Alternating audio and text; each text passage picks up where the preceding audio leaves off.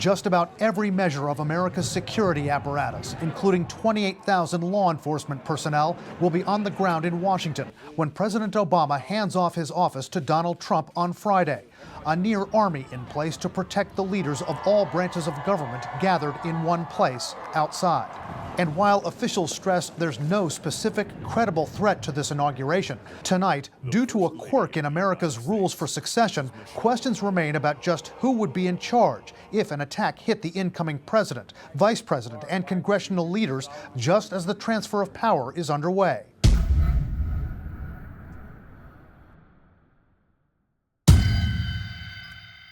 Here you have a very confusing line of succession. According to the Constitution, if the president and vice president are killed or incapacitated, next in line is the House Speaker, then the president pro tempore of the Senate. But what if something happened to them at the inauguration too? After that, it goes down the list of cabinet secretaries, starting with Secretary of State. On the day of the inauguration, as a precaution, a cabinet secretary called the designated presidential successor will not attend the inauguration, ready to step in if something happens.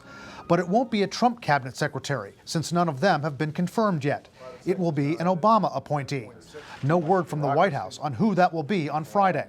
Does the line of succession switch to the new president's lineup at noon? In the inauguration, you have two lines of succession, one for the Barack Obama administration, which is still in place, and one which really won't be in place until Donald Trump is inaugurated, comes into office, and actually formally nominates, and the Senate confirms his people. You might actually end up with a president from the prior administration because of a tragedy.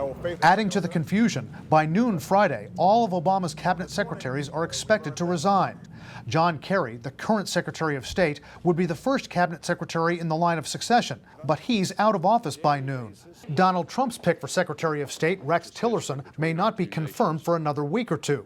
So who would be Secretary of State on Friday afternoon? According to State Department sources, the job would fall to the highest-ranking non-political official in the department, the Undersecretary for Political Affairs, Tom Shannon. One of the most obscure possibilities is that someone who is an acting Secretary of State, someone lower down the line of the Secretary of State, State Department today, assumes the acting Secretary of State position, is in the line, and the worst happens, and that person becomes president, at least for a while. The uncertainty creates the potential for chaos, high theater, or a hit TV drama.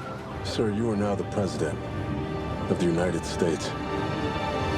In ABC's Designated Survivor, Kiefer Sutherland plays an obscure cabinet secretary, unexpectedly thrust into the presidency after an attack at the Capitol during a State of the Union address. Former Agriculture Secretary Dan Glickman once played that role in real life. In 1997, during an address by President Clinton to Congress, he was the designated survivor. He left Washington and went to his daughter's apartment in Manhattan. But he wasn't alone. The role is a serious one, and he says he was accompanied by a doctor, a military officer with access to the nuclear codes, and the Secret Service.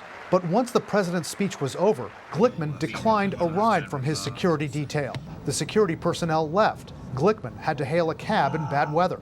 I couldn't escape the irony that 3 hours before, I had the potential of being the most powerful person on the face of the earth, and now I was in a situation where I couldn't even get a cab.